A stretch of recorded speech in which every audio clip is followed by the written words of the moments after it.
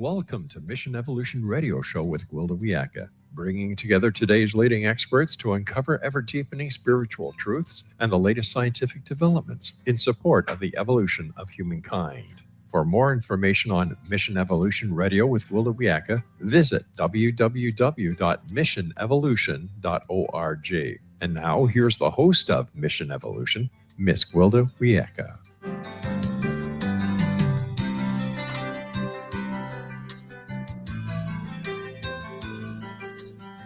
Spirituality has existed since the beginning of human tribes. Quantum physics is a relatively new concept in comparison. What do they have to do with each other? Mission Evolution Radio Show is coming to you around the world on the X-Zone TV channel, xztv.ca. With us this hour to explore the concept of spirituality and quantum physics is Peter Canova. Peter is an international businessman who, after a series of life-changing spiritual experiences, began studying and writing on spirituality and consciousness. He's the author of the 25-time award-winning First Souls Trilogy and has contributed to the popular Chicken Soup for the Soul series. His latest book is entitled Quantum Spirituality. His website, petercanova.com. Peter, thank you so much for joining us on Mission Evolution. Nice to be here. It's nice to have you on again. So I take it you're not a quantum physicist. So how did you become interested in quantum physics and spirituality? When I was in my 20s, I had a series of very vivid spiritual, or psychic experiences, however you want to call it. And I found out I was a very accurate medical intuitive, which was pretty surprising to me. And I diagnosed hundreds of cases successfully. Very soon, when I put aside the disbelief, it opened up a whole series of things: remote viewing, psychokinesis, premonitions, clairvoyance, clairaudience. I started having these, I guess what you'd call otherworldly experiences. And being a Capricorn, I wasn't just satisfied to have the experiences. I kind of wanted to understand the nuts and bolts behind it. Like, how does this happen? I came to the conclusion very early on that the only way that I could see what was happening to somebody else by only being given their name, age, and address meant that we had to be connected at some level. We all have to be connected at some level that we're not really perceiving with our everyday senses. So it led me to, from spirituality, from studying ancient spiritual texts, it led me to quantum physics. And the nexus there is that both quantum physics and spirituality deal essentially with the nature of light, matter, energy, and consciousness. Those are the things that they really have in common when you really boil it down to what they're both aiming to understand. So when you started having these experiences as a Capricorn, you probably pretty grounded, and it must have been a bit shocking for you. Did you go ahead and get any training to hone your skills? Not really. Very rudimentary. I discovered the medical intuitive aspect, which was actually in a course. It was called Silva Mind Control back then. Some people who are as ancient as I am might remember that, but but that was only about a week-long thing, and after that, I was pretty much on my own. Although I will say that I was living overseas, and I started to have people like in Africa, what they would call bush doctors, who were shamans. And I had an East Indian guy.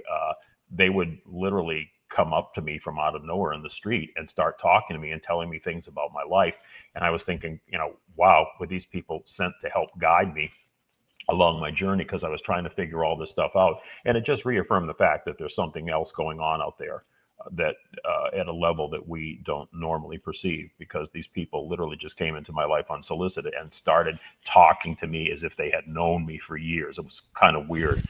I did go eventually to London to the British Spiritualist Association to get some help, because it was like almost like a faucet that was turned on and running and you couldn't stop it. I needed to control the spigot there. And I was just getting inundated with impressions. I would, touch somebody and I'd know a whole bunch about their history and background and their relationships and In conversations, I'd know things 10 minutes in advance before they would happen. I remember I was carrying a huge dossier, probably about 200 pages, when I was in Africa on a plane for a business meeting. And I got off the plane and I just saw one single page out of those 200 pages. And I said, wow, I think something fell out. I went back on the plane and sure enough, that one page was there. All these kind of things were happening to me. And it was actually having an effect on me, a physical effect on me, and emotional effect on me. So I did go to the British Spiritualist Association to try and seek some help there, because spirituality in Britain is much more well established and understood and accepted than it is really here in the United States. But not to any great extent did I receive training for this. So you have a bit of a different slant on information. How would you define information in quantum and scientific terms? Yeah, I'm glad you asked that question because it's very important. Information is not abstract, and it's way more than just the conversation you and I are having. You know, Peter imparts information on Gwilda's show. It's far deeper than that. Information is the very heart or DNA of what creates our known universe. So the fact that you and I are talking over a computer, this is all happening from binary subatomic particles that are passing through the computer transistors in sequences, and they allow us to experience each other both visually and audibly. And the DNA in our bodies, for example, also is composed of binary sequences. You have adenine pairing with thymine and guanine pairing with cysteine, and that's what really is the backbone of the DNA that writes the code for our bodies.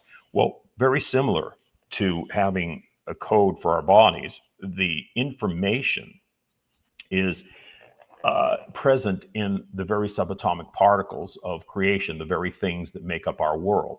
And the information, for instance, for example, I mean, the elements themselves, the subatomic particles combine in very specific ways to form very specific elements with the elemental table. We use electrons, which have up spin and down spin, again, in binary form, like zeros and ones going through a computer that they're using now to store information in quantum computing.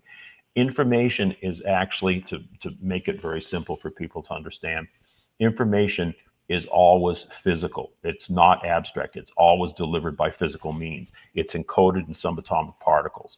You might say, well, yeah, but Peter, you're giving information today. How's that physical? Well, it is, because the information is passing through neurons and synapses in my brain, and it's the sound of my voice. It's all happening on a molecular basis. The pen that you write and the ink that you use to put information on paper, again, that's all molecules of subatomic particles.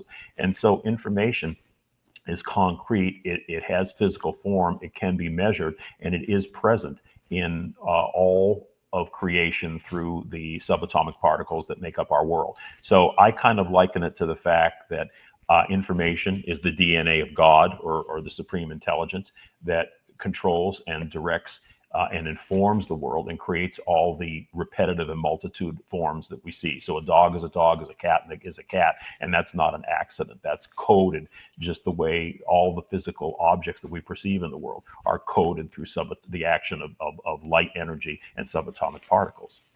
So, Peter, when you're starting to access information about another person, or doing medical intuitive, which of course is accessing information, but you're not sitting down in front of a computer. You're not hooked into the zeros and ones. How are you receiving it? How does it come in? It comes in images. I mean, it's different for different people. I've talked to other people about it. Edgar Cayce, for example, was called the Sleeping Prophet.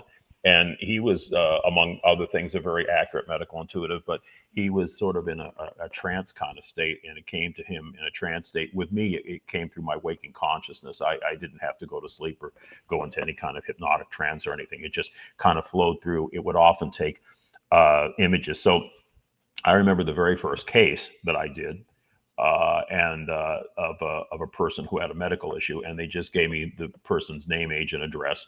He was an elderly gentleman in Miami, and I remember seeing all of a sudden my attention was drawn to his heart area, and I saw his heart tilted at a rather odd angle, which was causing the aorta to be pinched. And I said, well, I think he has a blockage in his aorta. And they said, that's correct. What else can you tell us?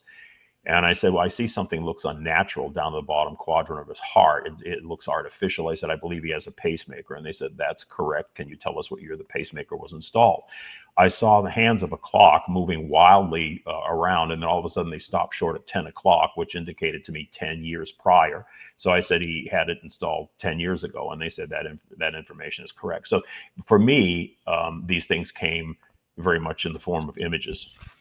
Okay, so and that's consistent with information we get from dreams or information that the shaman get through trance states is allegory and metaphor.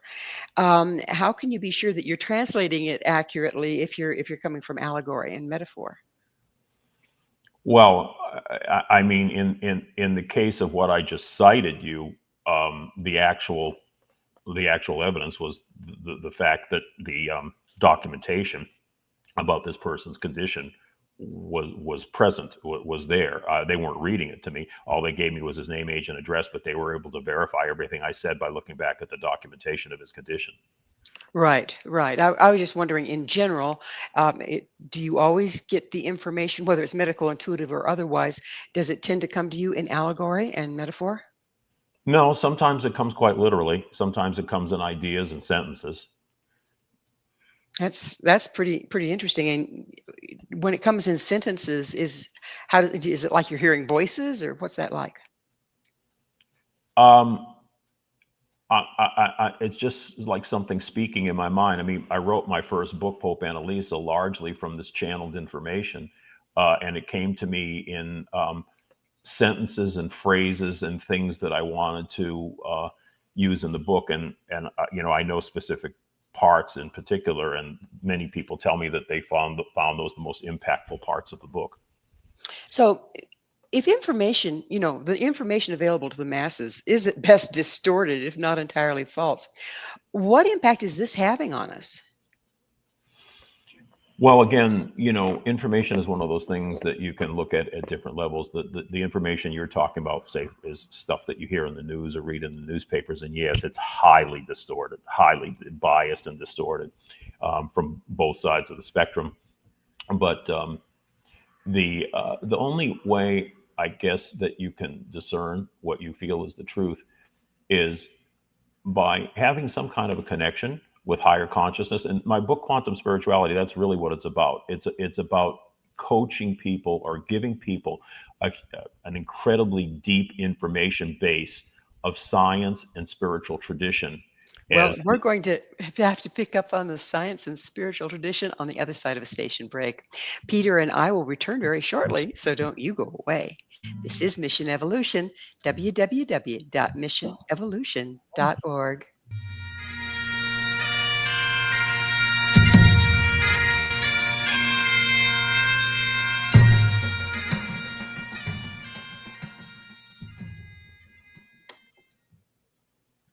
Do science and spirit ever meet?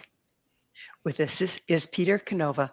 Peter is the author of many books, including First Souls Trilogy and Quantum Spirituality. His website, petercanova.com. Peter, we were talking about the way information comes through to different people.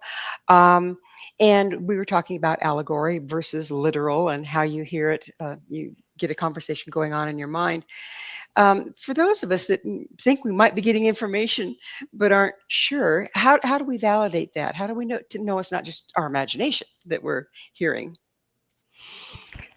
well, I think that the best way to validate that is by cultivating your own inner voice, which means contacting a higher source of consciousness, which really is us in a way at another dimension of being, because we're multi-dimensional creatures, but we're kind of spirits having a human experience here.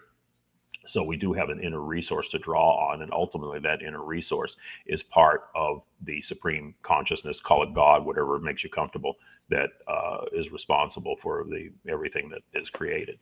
And the quantum spirituality, to me, really is using science and spirit as an X and Y axis for kind of checking things and validating things, and seeing that the information that we're getting from what we believe to be higher consciousness has validity. And it's a roadmap in a sense. So you can read books that are spiritual, and then you can read quantum physics treatises. In and of themselves, they're fine. They can contain valuable insights. But when you put them together, it gives you X and Y coordinates. It gives you an arena, in effect, within which you can operate, and you can cross-reference one with the other. So it gets the left brain and the right brain both involved. It gets your logical mind and your intuitive mind both involved and working together, and kind of balancing and checking each other. And quantum spirituality is really just that. It's a roadmap to having experiences with higher consciousness, using spirituality and using quantum physics as the indices, or the indicators of kind of how we're progressing. So, but we don't have to be a quantum physicist to have good intuition. No, Um, no, not at you, all. do you find that understanding the basic principles of quantum physics helps with understanding your intuition? Oh, it absolutely does. I mean, quantum physics and spirituality are basically two entrances to the same place. They ultimately, I mean, one of the things that I was really astounded at, and I've done a 35-year study of this, one of the things that I was really astounded with was how ancient spiritual texts, and in particular, I'm going to refer to the texts of the Gnostic Christians, who were an ancient Judeo-Christian mystical sect that really were the first Christians before they were destroyed by the Orthodox Catholic Church. And what I found was that their insights predicted almost every major theory of modern quantum physics: the Big Bang, parallel universes, the God particle, so forth. It was really quite astonishing, and in some cases, very literal, and almost indisputable, I would say. So when I started to see those connections, and I was connecting the dots, I was saying, okay, science and spirit, really, not religion. Okay, religion tends to be a little bit more dogmatic and boxed in. Spirituality is more open-ended and accepting, but spirituality and quantum physics are heading in the same direction. And I make that distinction. I made a distinction with Orthodox religion. I will also make a distinction with Orthodox science. Orthodox science can be just as limiting as Orthodox religion. And by Orthodox science, what I mean is that everything has a material cause, and they try and look for the explanation of the world around us from a material basis, and it just doesn't work. It makes no sense. It's far more. You get a far better understanding of how everything works in both quantum physics and the world at large by understanding that the creation was a top-down process of consciousness leading to physical experience, not some random physical particles clashing together and somehow forming consciousness. So, which leads us to, what is the electrical universe? Well, I call electrical universe a holographic universe.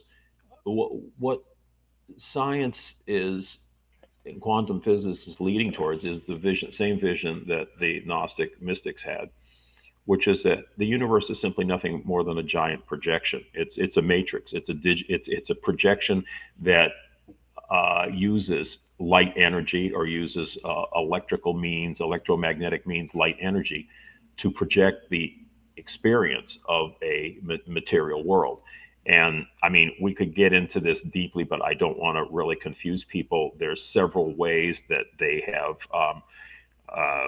I won't say proven, but had strong indications that this is what the world may look like. It's like kind of like the holodeck on the old Star Trek series, where the crew members were for recreation would go down to the holodeck, and it was like an immersive virtual world where it was so real that sometimes they got confused and thinking, they were involved with the characters and thinking the characters were real.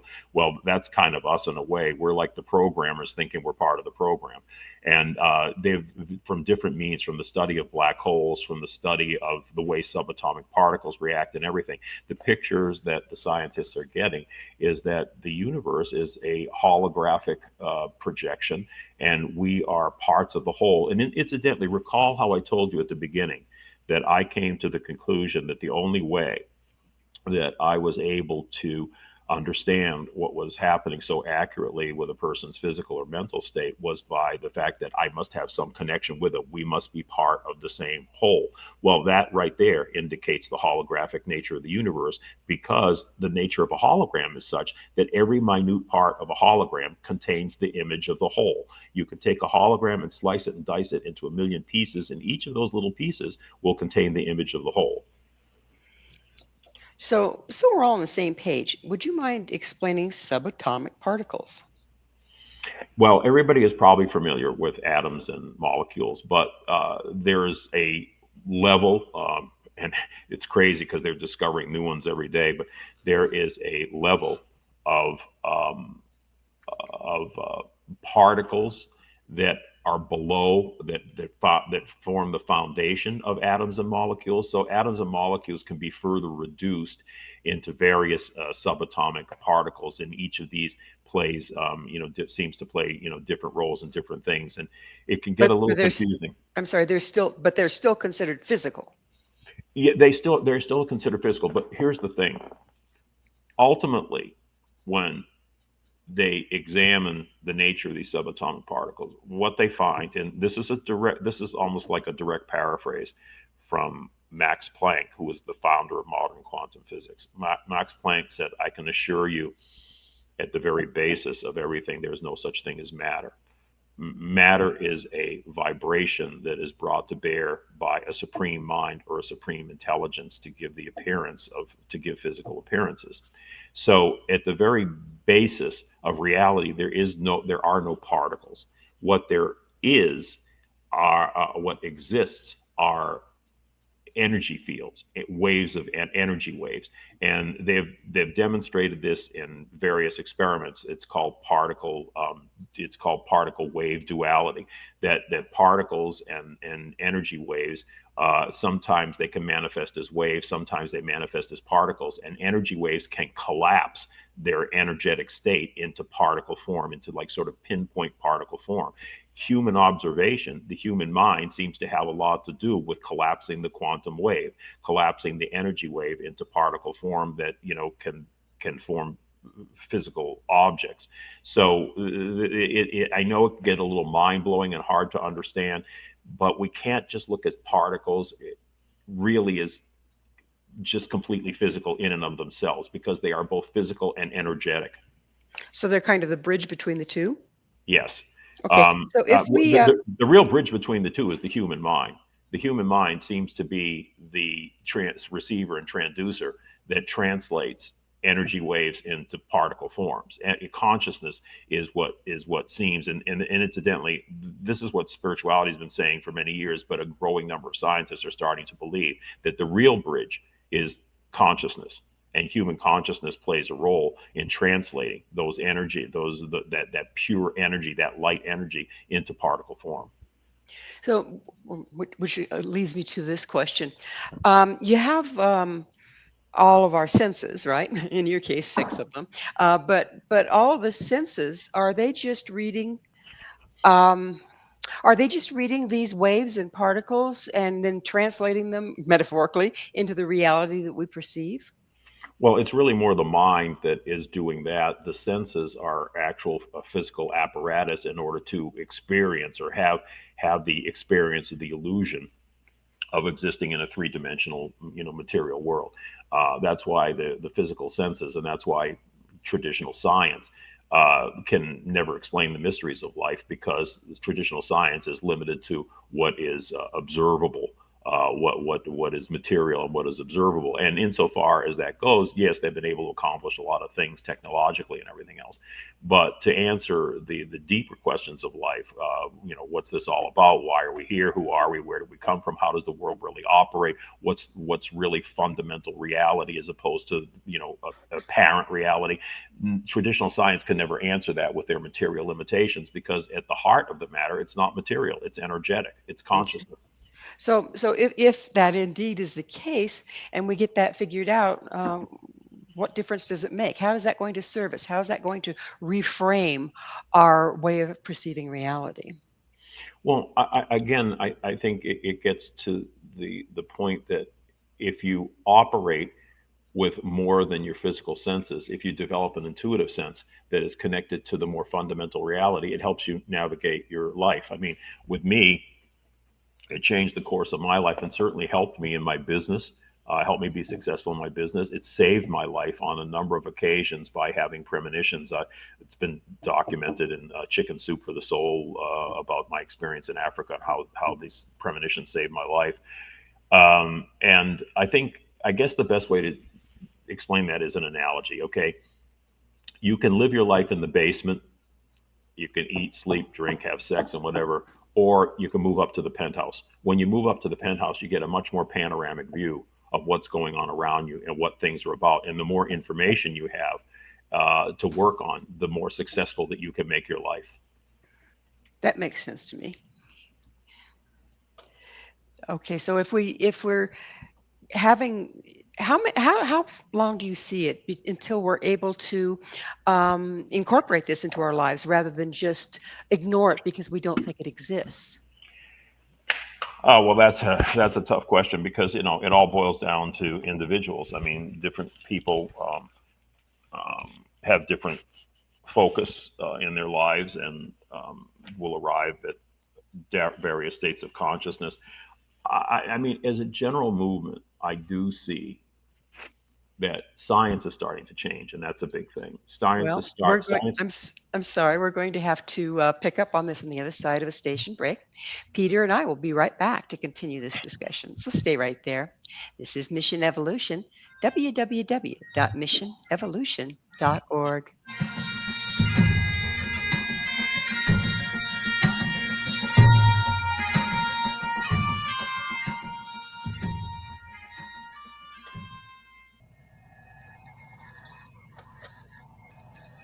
I've been broken, shattered, cast to the wind. I am scattered upon the wind. I've been broken, shattered, cast to the wind. I am scattered upon the wind. I've been broken, shattered. What, oh, what is universal DNA? This is Mission Evolution, missionevolution.org. With us discussing spirituality, consciousness, information, and reality is Peter Canova. His website, petercanova.com. Peter, there's the question. What is universal DNA?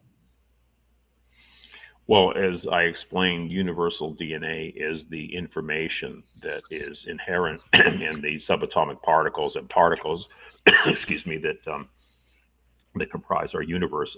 The fact that elements form in very specific patterns. Hydrogen is different from iron and so forth. But the fact that these keep repeating repetitively shows that the subatomic particles act like a DNA in order to create those forms and replicate those forms over and over again, the same way that the DNA of our bodies replicates our physical forms. So how does the universal DNA relate to our personal DNA?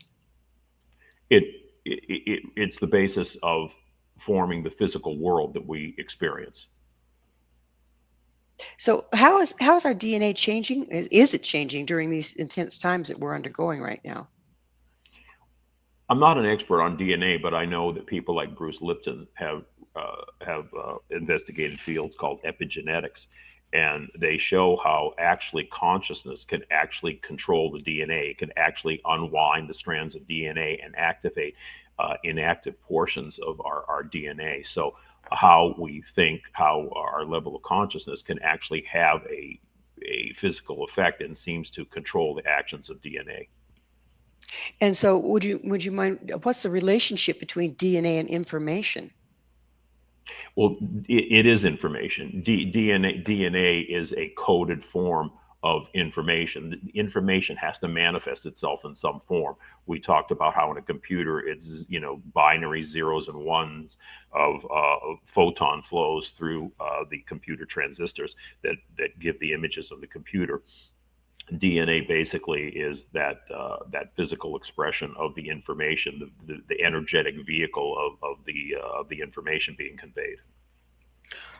So let's tackle consciousness. Would you define it as we'll be speaking of it here? Well, consciousness, I mean, in its very fundamental sense, consciousness is awareness. It's awareness and experience of the things that surround it. It's the ability to reflect.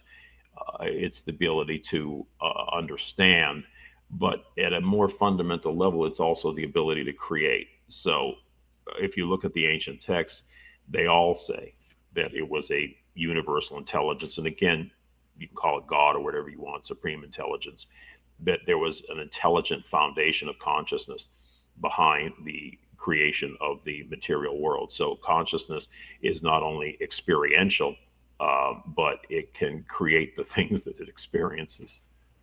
So that's what you mean when you say consciousness and information are the foundations of reality? Yes. Yeah, exactly. If consciousness and information are the foundations of reality, can we use them to alter reality? And if so, how do we do that? Well, we are part of that conscious information stream. So I liken it, if you understand what a power grid is, like a national power grid or local power grid, you have your source energy, which is high energy, and it has to be stepped down in order to be utilizable, by people. So it goes through relay stations, and then from relay stations or sub transmitters, it steps down until finally you can use it in your home. Well, basically, we're kind of like those substations or relay stations of consciousness. We're part of that conscious energy stream. We are part of the supreme consciousness that had created everything. We're small bits of it. And to the extent that we change our consciousness, and particularly where we change our consciousness in a unified manner, and what did Jesus say? I'm trying to remember the quote. Where there are more than Whenever one. two, yeah, Yeah, whenever two or more of you are gathered in his name. exactly. Hmm. I mean, that was a statement right there that, when your consciousness merges in a good way, and it becomes more universal, like the 100 monkey theory, things catch on like fire and the memes start, catching on in general. That's when things really start to change. So, it's an iterative process going through individual minds, but hopefully collectively what happens is you get enough critical mass of a higher consciousness that you really start to get some real visible changes in the world. And that's what we're really hoping for. A lot of people talk about these particular times as well, as we move into the age of Aquarius and the frequencies that relate to it, as a time of increased consciousness. Is there any evidence of that? I think the greatest evidence of that is what we've talked about in the scientific world. I mean, there is such a thing as scientific orthodoxy, and it's every bit as stifling as religious orthodoxy. I mean, you can get into serious trouble, career-wise, financially, being ostracized, and so forth at one time for expressing anything that indicated that there was a belief in a higher intelligence.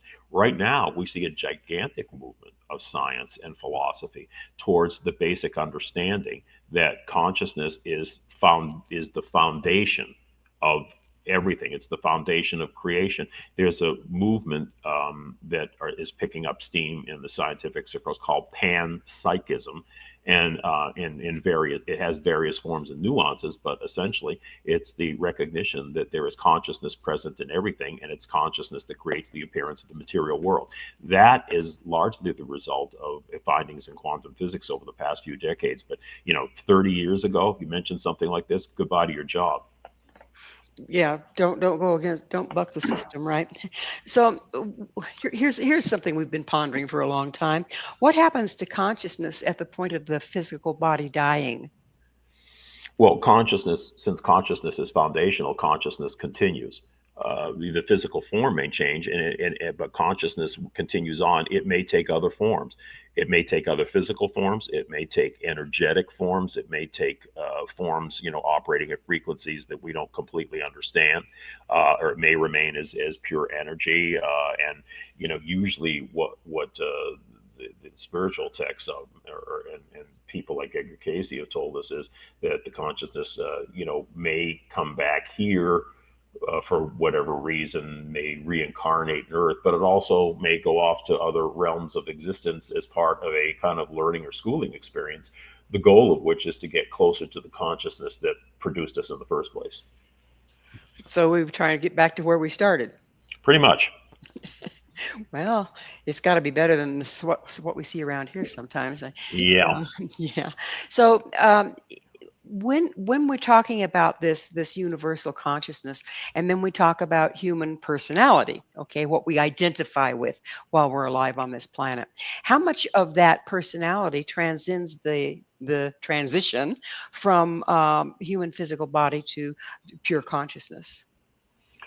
Well, I mean, I can't say exactly, but what I do believe is that there's a tone or a vibration around each soul, and that that is not necessarily the same as personality. However, the physical experience that you have in this material plane, which we call personality, can certainly be one component to add to that eternal vibration of the soul on its journey. So I'm not saying they're synonymous, and I'm not saying personality is completely determinative of soul vibration or soul experience, but I do believe it makes a contribution.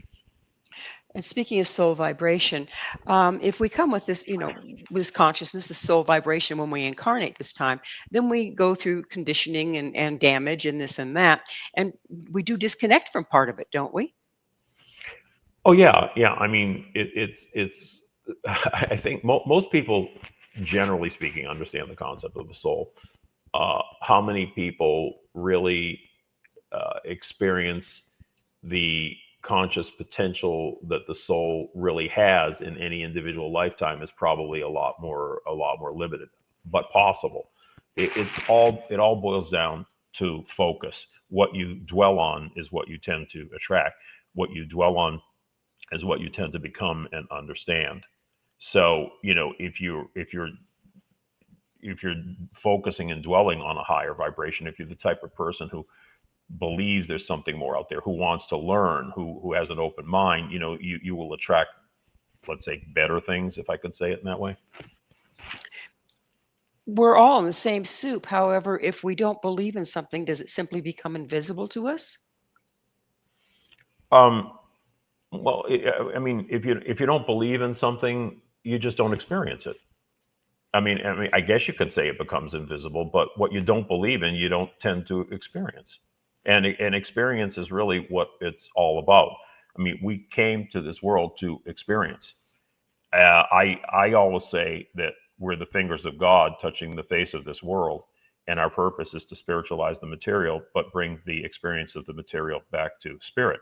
We are a bridge. The more that you're ignorant of that, and you just go through life kind of blowing around like a leaf in the wind, day to day, working your job, doing whatever, and you don't think of anything else, then you don't really experience the full breadth of life and the meaning of life that you really could. So, what's the mechanism, those of us that would like to connect to more of our original spirituality, our original soul, the original consciousness that we possibly carried when we started to come in? What's the mechanism that we use to do that? Well, I don't think there's any single mechanism, because people can arrive at higher consciousness by many different means. I think that there's several elements that are involved here. One is cultivating a desire, a strong desire to understand that there is something greater than what we believe to be reality. Now, in my case, I guess I was just born with just questioning. I mean, I felt a sense of alienation all the time, even when I was very young, and I felt there was something wrong about this world, or something that wasn't really right. It wasn't really right in the appearance of it, and I always had this kind of inquisitive desire, and I think that perhaps was the door that opened up these experiences to me. Other people may have to go so far as to hit rock bottom. Drug addiction, alcohol, thinking of suicide, just their life is so destroyed that they only have two ways to go, up or down. And when they go up, they usually are striving for a different experience. And in that striving, and in that emotional state of trying to pick themselves up and save themselves, it can lead to an experience with higher consciousness. You start to study, you start to read, you start to look around, you start to have a more open mind, you start to believe that, I'm starting to feel there's something else out there, it may save me. There's many different roads that can lead, or paths that can lead to experience with higher consciousness. Well, it's time for us to take yet another station break. Please stay with us as Peter and I continue to explore the underpinnings of reality. This is Mission Evolution, www.missionevolution.org.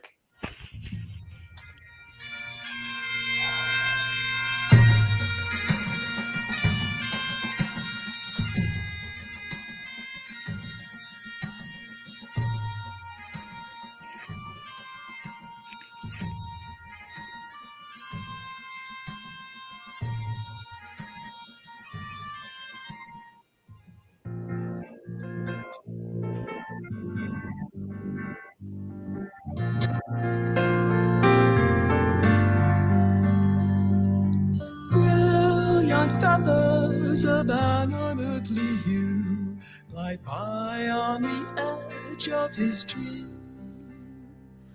A whisper of touch. Conscious or unconscious? That's the question. This is Mission Evolution, missionevolution.org. We're continuing our discussion with Peter Canova. His website, petercanova.com. Peter, in speaking about consciousness, and there's supposed to be an opportunity for us at this time in our history on the planet to gain higher consciousness. Is that indeed the fact? And why is that possible now? Uh, I guess that would be true when you think of the fact that there are so many distractions that pull us away from consciousness. So I don't know, if I guess if I can imagine ancient times when there was a lot more poverty, starvation, warfare, slavery, and so forth. Clearly those are things that detract people from an understanding of higher power. Not all the time, because obviously we had some very deep and profound mystery schools and spiritual thought back in those days that are probably even superior to what we had today, like the Gnostics that I cited. So, I mean, it's kind of hard to say if any individual age offers more opportunity than others. I guess the only thing I would say is that, as we've talked about, now that we do have science, and now that we do have quantum science in our hip pocket, perhaps if people connect the dots, as we're talking about here, between spirituality and science, using one to validate the other, perhaps that spurs more people on to an understanding of the potential for understanding consciousness. Well, we're in a time of rapid information exchange, right? The information highway. Do you think that is playing any role here? How's that affecting it? I think both ways. I think it can have both a positive and negative effect, just, like anything else in life can. It depends on how it's used and how it's focused. So we started the whole conversation with how a lot of the information out there is not true information. It's lying with the truth, and that's when it's at its best. Um, as what a person starts to gain more consciousness, how do they then relate to information? Are they able to tell when something is not necessarily true? Yeah, I think when you get to a certain level, your intuition just kicks in and tells you and said, no, this sounds like BS to me. Something you might have normally accepted, just doesn't ring true to you anymore. I mean, there's way too many people that believe what they read and hear in the news, and the news. I'm telling you, I mean, I hardly listen to it anymore. It's just out and out lying in most cases, and slanting, and looking for more for ratings than it is for truth. The news stopped being impartial and truly informative a long time ago, if it ever was. But I do think I do think people develop better what I call BS meters, in effect, and to filter out things that just don't resonate well. If we're gaining more consciousness, um, and yet some other people seem to not be necessarily on that path. How does this relate to? How do we then relate to each other? What trend is going? Are we going into separate courts whenever the two shall mix? It sometimes seems that way, doesn't it? I think that if you have an understanding of the operations of consciousness, you start to look at the mundane things of this world, the politics and everything, all the conflict that goes on. You start to see it in a different way. So, for instance, somebody who doesn't really have the same philosophy as you, or will go about doing the same things as you don't necessarily in your mind castigate them as being evil. You say, well, you know what, they're playing a function, and I can see their function. And in some ways that function is negative, but in other ways that function, is positive. A lot of people criticize different political figures, and they say, oh, this person's no good. They're a communist, they're a fascist, whatever the case may be. But they all play a role in furthering the movement of human history. And to the extent that we have consciousness, we start to develop discernments maybe about how a person may not necessarily be the best person in the world, but they may be playing a certain positive role in the movement of human history. Let's talk a little bit about polarization, because it seems like the news and everything else is designed to, and politics and everything else, to polarize individuals. And if a person gets really polarized, it's almost like you can watch their IQ dropping. How does polarization fit into this whole thing of consciousness? Yeah, I think accepting any ideology, hook, line, and sinker, and starting to view people on the other side of your belief system as being evil, worthless, whatever, is certainly detracts. Again, like I say, it's a matter of developing discernment. Look, I have certain political views, probably like everybody else has, but I don't view everybody involved in the opposite points of view that I have as being, evil or stupid. I can see when I feel they're being manipulative, and I understand that. But then again, at times, I also see the positive role that they may play, because we don't want all of anything. I mean, that's you want a little bit of controversy. You always want some opposition, or when you see opposition, you can help discern what the truth is by seeing how the opposites clash and how the opposites attract. So yeah, but if you kind of just buy into it and give over to the emotional part, the hatred and everything else, that's certainly negative. And very crippling, in my opinion. So is it important? How important is it that we recognize that we really don't know, that we really don't encompass all the answers? Oh, I think it's very important, because we don't. I don't. Nobody has all the answers. I think that if people just have a general sense that they really and truly want the best for others. Okay, so look, why am I doing what I do? Why am I on your radio show? Why did I write all these books? Because I'm a businessman, and it takes up a lot of my time. It takes up most of my time.